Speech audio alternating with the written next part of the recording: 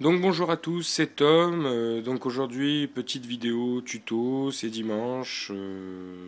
Voilà, donc là je vais essayer de capturer, je capture avec mon téléphone portable. Je vais essayer de faire quelque chose d'à peu près bien. Donc voilà, tuto réparation NES, je vous en avais déjà parlé.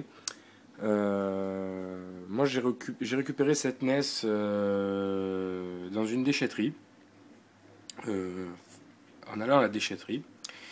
Et donc voilà, elle était équipée, enfin il y avait dessus, enfin avec il y avait des jeux, il y avait deux manettes, un stick arcade, il y avait un peu de tout. Le problème c'est que elle marchait une fois sur deux. Donc j'avais commencé à la démonter à l'époque. Et le problème c'est que pour voir un peu en fait s'il y avait un problème à l'intérieur. Et le problème c'est que bon, ben, j'ai abandonné entre temps. Parce que ben, bon, j'avais pas trouvé et puis ça avait commencé un peu à me saouler. Mais en me baladant sur le net dernièrement, j'ai trouvé un tutoriel pour réparer donc une NES qui clignote, qui veut pas démarrer les jeux et tout ça. Donc au début en fait on parle en fait que ça serait à cause du connecteur à l'intérieur, voilà le connecteur ici à l'intérieur où on glisse la cartouche qui serait en fait abîmé ou oxydé et qu'il faudrait en fait en acheter un nouveau. Mais pour ma part, en fait, en ayant démonté, j'avais pas vu de problème majeur sur les connecteurs. Même en ayant redressé avec un petit tournevis à l'intérieur les pins qui vont au contact d'une cartouche. Donc une cartouche, je crois que ouais, j'en ai une à côté de moi. Donc voilà, j'ai un jeu qu'il y avait aussi à l'intérieur de la console, donc Sector Z. Donc voilà, le connecteur en fait va se coller à l'intérieur de ça, le fameux endroit où on doit souffler, mais il ne faut pas souffler, mais tout le monde souffle. Voilà. Donc le tuto que j'ai trouvé, je vous mettrai le lien pour le site. Donc le tuto me parlait en fait d'une puce, la puce de zonage qui est sur la carte mère. Et en fait, ce serait cette puce-là qui empêcherait en fait de démarrer les jeux et qui ferait clignoter les jeux. En fait, cette puce bug et ne reconnaît pas les jeux à l'intérieur de la console. Donc double utilité de désactiver cette puce, ça serait en fait de dézoner la console en plus, donc la possibilité aussi de jouer à des jeux Jap et que vos jeux marchent, basiquement. Donc on va commencer. Donc moi elle est déjà démontée en fait. Je vais quand même la retourner et vous montrer à l'intérieur, derrière. Donc les endroits à dévisser. Vous avez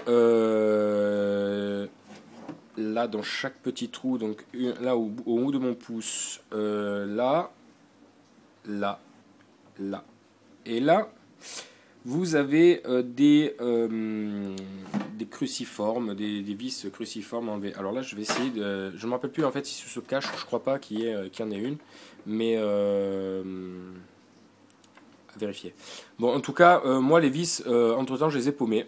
Bon, c'est pas grave parce que ça me permet en fait d'avoir accès assez rapidement à ma console. De toute façon, je m'amuse pas de me balader avec pour l'instant, donc tout va bien. Donc voilà, quand donc ces vis sont démontées. Donc on arrive à l'intérieur de la console.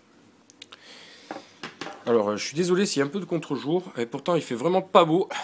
Là vous devez pas voir, mais là il fait vraiment gris, tout moche. Et pourtant j'ai un méchant contre-jour. Pourtant je me suis mis sur le côté et tout. Enfin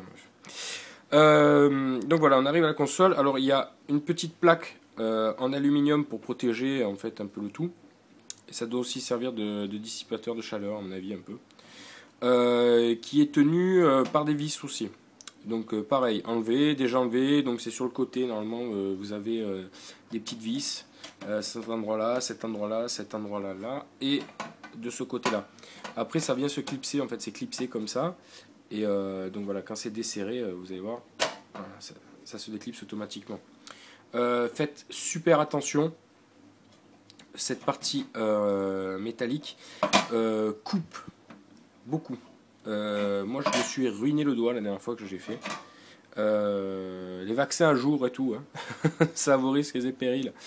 Mais faire très attention. Voilà. Donc, je pose. Voilà, donc on a le fameux connecteur. D'ailleurs, plein de poussière. Le fameux connecteur qui permet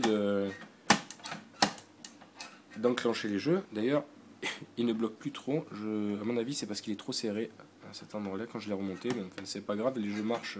Vu que je les ai bien remontés, les pins, les jeux marchent quand même. Donc, ce connecteur, vous n'allez pas être obligé de le démonter. Là, vous avez la carte mère. Et c'est derrière cette carte mère que nous allons trouver le processeur, la puce de zonage. Donc, pour démonter la carte mère, parce que là, elle est fixée. Hein, vous voyez, elle est fixée. Donc, pour la démonter, là, sur le côté, vous avez 1, 2, 3 vis, si je ne me trompe pas. Normalement, hein, ouais, voilà. Alors je sais plus si ça démonte ou pas. Donc de toute façon, je vais couper et on se reprend dans quelques secondes. On se reprend dans quelques secondes.